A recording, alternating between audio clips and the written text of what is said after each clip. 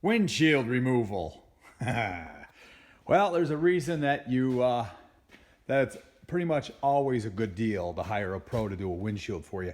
I'm taking this one out and I really wanted to save it, but right off the bat, kink, and it broke. And I was using this tool in there and all I did was rock it. Because I wanted to get the shear action between the windshield itself and the blade.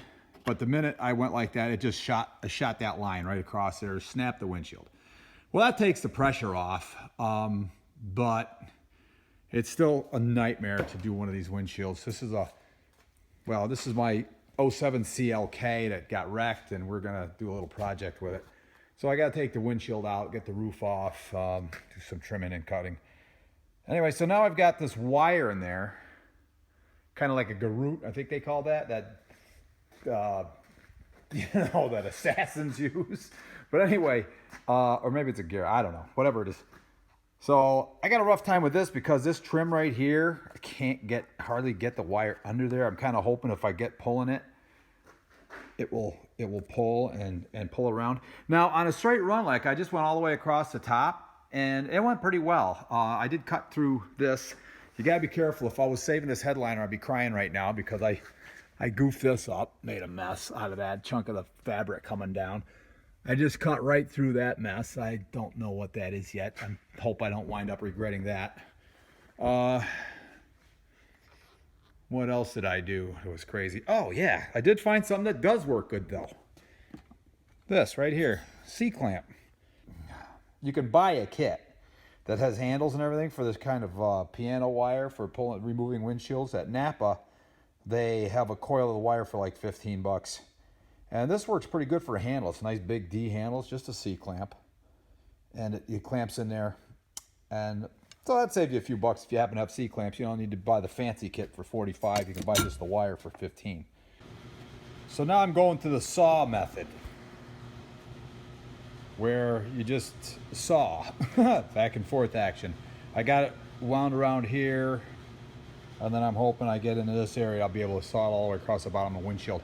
I tried using my brand new, like, $50 tool. It's like well, it's supposed to come with its own tool, but it will fit in a Sawzall blade.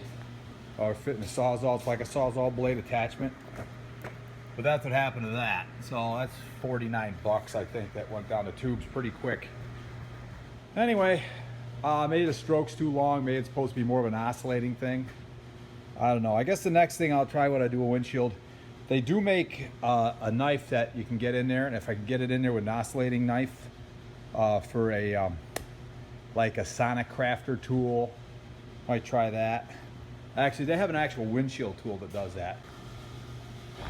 Got it out. 2.5, 3 hours, and all kinds of war and fighting with this thing, and I got it out.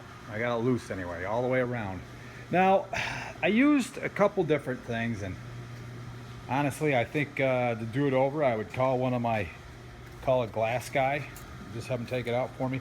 I probably should have, because I bet that's not a cheap windshield. If I needed to have that windshield saved, I wouldn't even have dreamt of doing it myself, because I just don't have the day-to-day skill.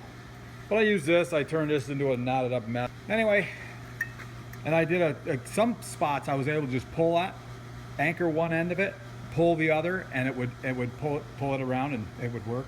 Other areas, like across most of the bottom, I had to do the seesaw method. I just saw back and forth. Equalizer blades, they worked out good. I didn't realize it, but I got the 1-inch one. I guess if I had this to do over, I would probably get like the 3/4 one, or maybe the 3/8 even, just to get it started. Then jump to the 1-inch or the 3/4. Maybe then go to 1.25 inch, 1.5 inch. I don't know. Probably should have them all. But these blades, they don't bend. This one's still on here, is still sharp. I had the blade that I got in this tool. I think it was a Harbor Freight. I can't remember. A long time ago. Anyway, a big blunt thing that, you know, it didn't work at all. This thing here, this blade does cut it through. But I got it. I'm pretty thrilled about that. Yeah, here's a spot where I just wouldn't advance. I thought there'd be a spacer block or something there. I don't see any spacer block.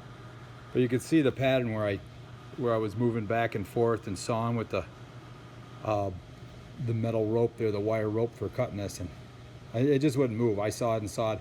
I don't know what it hit exactly, but there are chunks of broken glass there that are gonna have to come out. But some of the spots just zipped right out. Also, the pretty wide bead. That's like at least, that's an inch, inch and a quarter. You got some inch and a half where they really glue these in.